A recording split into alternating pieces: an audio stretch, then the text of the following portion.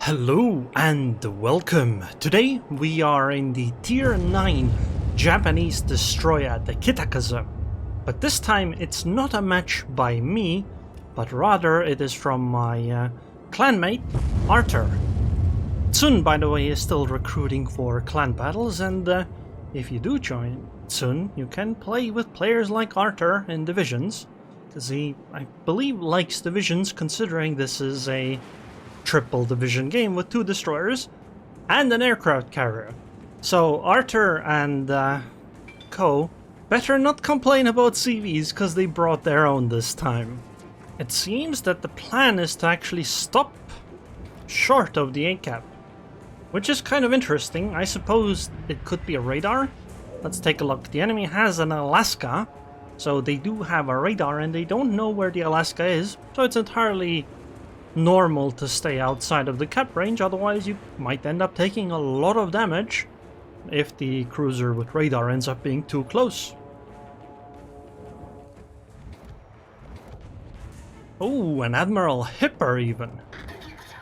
You know, this is actually a great place to smoke up and start spamming, although I suppose you wanna wait a little longer to get closer to the cap to be able to smoke up properly inside the cap. But Artur started firing on the Hummern, which I think is a good target. She is less maneuverable than anything else. I'm surprised he's firing in the open though, not using smoke or anything. I mean, I get it, nobody's shooting him, but the reason I'm also surprised is that nobody's shooting him. Usually everyone likes to shoot the DD immediately, although now the POM and secondaries open up, so Artur uses a smokescreen, which is absolutely the choice to make. I do think that his positioning is a little bold though, because this is basically the prime position where torpedoes arrive at. And considering that the enemy team has only shown an Akatsuki, there could be another destroyer somewhere over here. But Artur seems undeterred. I mean, he does have a speed boost available, and he is positioned away, so he can pop speed boost and start accelerating away really quickly, and probably avoid any torpedo thrown at him. Also, I'm really surprised that that Pommern didn't keep going and instead is turning in. Because if I were him, I would be worried about the fact that Kitakaze has pretty decent torpedoes. Although I suppose the Pommern might consider the angle, like there are rocks between them right now, and just stay behind those rocks more or less. And if she does get close enough, she will spot the Kitakaze with Hydro, in the smoke even.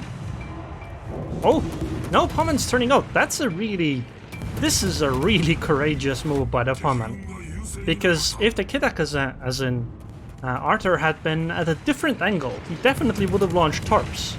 And those torps would have already deleted the Pommern. And I mean, the Pommern already suffered a little bit from some other torpedoes, but they didn't do much because they weren't quite as deadly. But I mean, Artur's torps are on the way, and the Pommern doesn't seem to be... Oh yeah, he's so dead. Goodbye, Pommern. Yeah, it was a courageous move, but well, courage and stupidity are close neighbors. Goodbye. And that's exactly why you don't do that kind of a maneuver. Anyway, both teams have lost 2 players, a battleship and a destroyer. Which is a bit of a problem for Artur's team, because, look, they queued up in a division with 2 destroyers, and there's only 3 to begin with.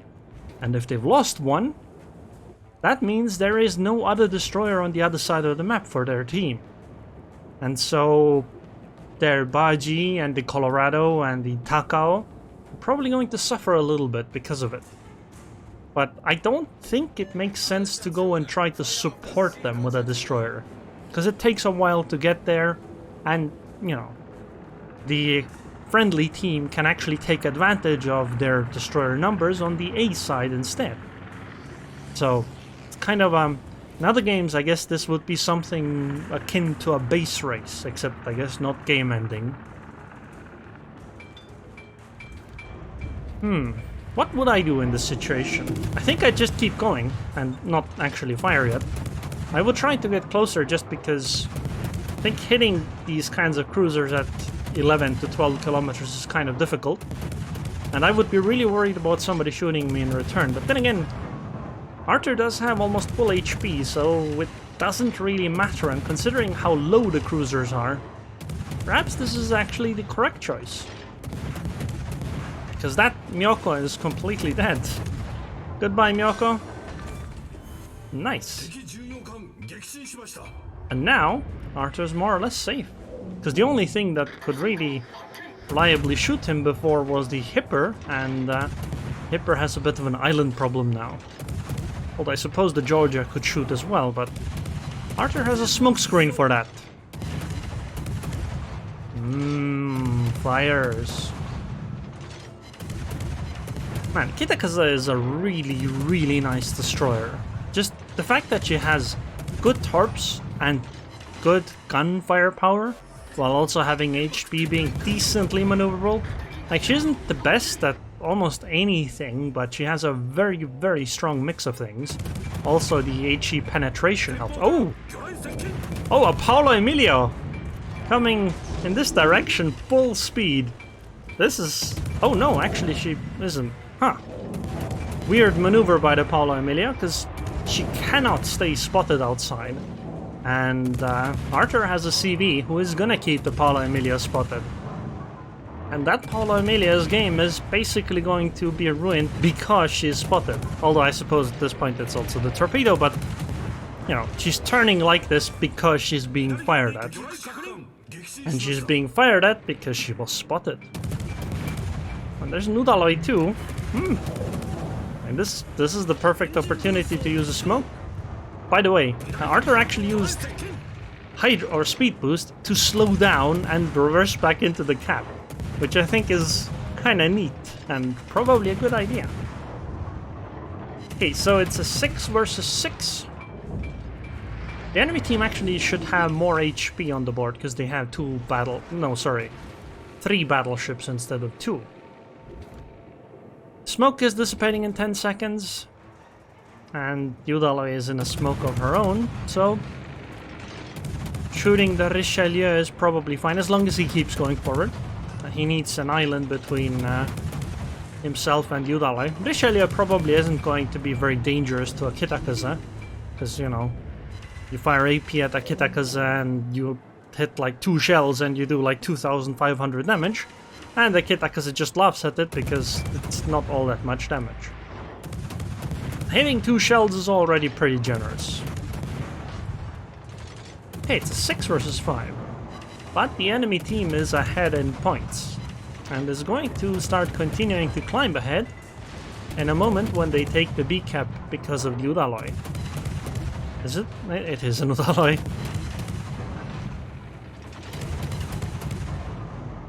That Richelieu really hates the fact that she has 32mm of armor right now. These HE shells, the closer the Richelieu gets, the more of those HE shells are gonna hit, and the more damage they're gonna do to a Richelieu. If that were a battleship with, well, thicker armor, she would be taking way less damage.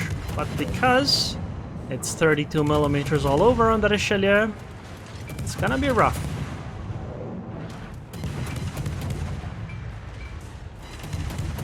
Gameplay-wise, though, it's more even than you would think, because Artur's team actually has a fair few low HP ships. And therefore it's entirely possible that the enemy could start picking them off, and then Artur's team would fall behind. Although, I say Artur, it's really Artur, Heart of Shells, and Hatish. So, by the way, the Triple Division is still alive. Also, I find it neat that World of Warships has added division medals, apparently. Didn't know those were a thing.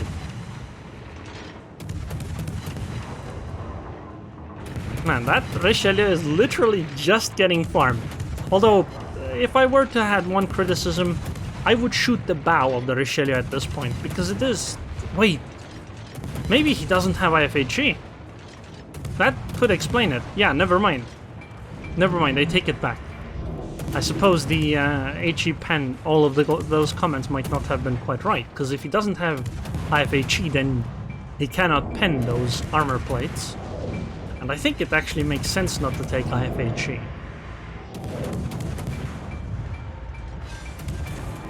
But the Richelieu succumbed to the Kitakaze anyway. Alaska, however, even without IFHE, is going to take 1 trillion points of damage very quickly from a Kitakaze. It's actually one of the worst ships to be in when you're facing up against the Kitakaze, because your DPM is relatively low as a cruiser, your armor isn't thick enough to stop the shells, you have a fair bunch of HP, so players deal a lot of damage, and your accuracy isn't great either, so everything combined, all you really have to do, or all you really have to bring against Kitakaze is the radar, and hoping that somebody else on your team actually deals mostly with the Kitakaze. You can help, but you won't be the primary person who deals with the DD. But in this case, Alaska is alone. As a result, she is gonna suffer immensely for this. By the way, I'd also like to mention, Artur has been basically sitting in this cap for like 10 minutes now. Okay, maybe not quite 10 minutes, but very close to that.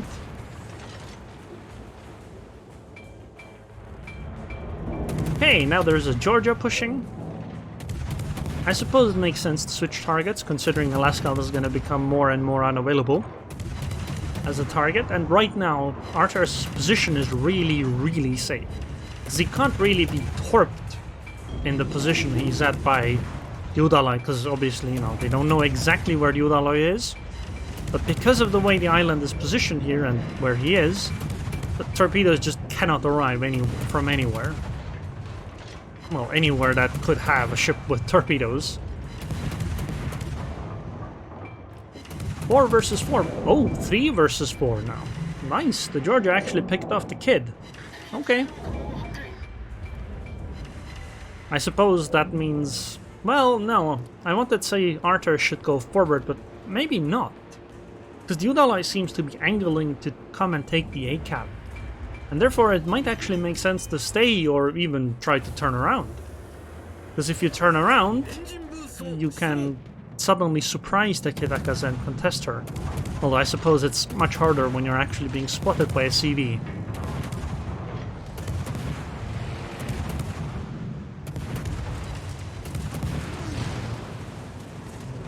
And the engine's broken again.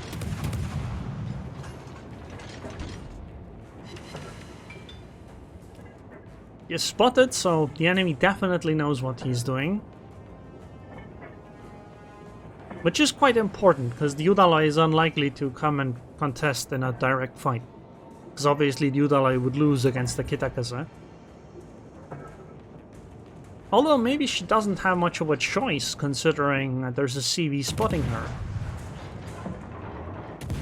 And I mean, at this point, even chip damage against Yudalai is going to be really important. Because there is 6 minutes left in the game, and it's a 3 versus 3, and the enemy has 250 points on Artur's team. Realistically, the only real option is to sink all the enemies. Because I think that Teppets is going to be taken out before, you know, anything else can happen. CV is a pretty good ship against the Teppets, and there's also a Georgia that will add fire support for the enemy team. So the best move now is to head into the B cap, obviously, to stabilize it, and start moving towards the C cap, and hopefully have the CV spot the destroyer and then, I don't know, pick her up, or get her low enough that the CV can take her out in the future.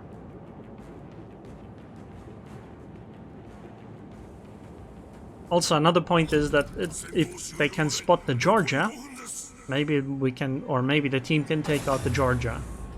Oh, there's the Yudalai. I think you should immediately fire, because, well, CV spots you anyway. I'm surprised the Yudalai didn't run straight north. Because right now, she actually gave a little bit of an opportunity for the Kitakaze. Wait, that Georgia is really low. Interesting position as well. Is this CV over there? Because why would you sail into that position? Huh. that seems really weird. Because right now all you want to do is waste enemy time and be safe. And if you have 11,000 HP, it makes little sense to head in a position where the enemy can just come and attack you. Oh, torpedoes! But I think Artur's got it. Yep.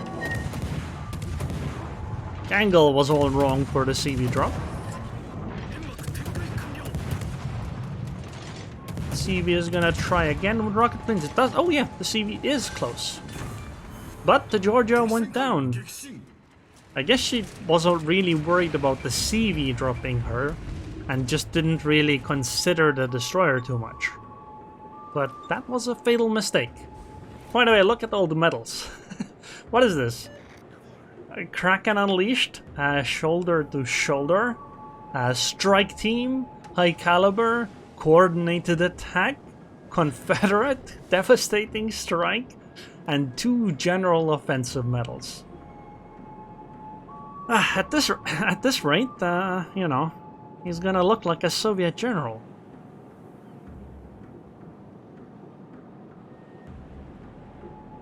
It makes sense right now to focus on to the Shokaku. Wait, Yudaloi came back? Why?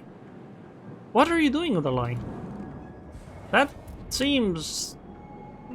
I guess it could work, because the Kitakaze also has very low HP, but what the Udaloi should have done is she should have stayed further away and utilized her great ballistics and then get spotting from the Shokaku, but unluckily for him, I guess the Shokaku isn't interested in trying to save her own skin, and Udaloi has to do it for her, but at close range Udaloi stands no chance against Kitakaze.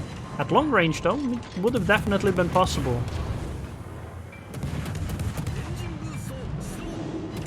Like, if Udaloi had been behind that island, even taking a few salvos into Artur, this could have been a whole different game. But she didn't. Well, I guess the Shokaku didn't spot. Now Shokaku is in a bit of trouble because the destroyer is a little too close for the drops. And the launches of planes are directly on the path of the destroyer, so he has to do this weird circle before he can try to drop. But at that point, the torpedoes are already away. Also, this is a really risky maneuver. Launch the second set already. Like, 1 secondary hit is gonna take Artur out. Okay, thank God. Now it's gonna be fine. Goodbye, Shokaku. Oh, and apparently the Udaloi was taken out too. I'm not sure if you guys noticed at the end there, but the Shokaku actually got a close quarters expert. She did sink Artur's Kitakaze with a secondary hit. But obviously at that point it was already too late. By the way, take a look at all of those medals. There's 10 of them. This would even make a dictator blush. There should probably be a medal just for getting 10 medals. But this was a monster of a game.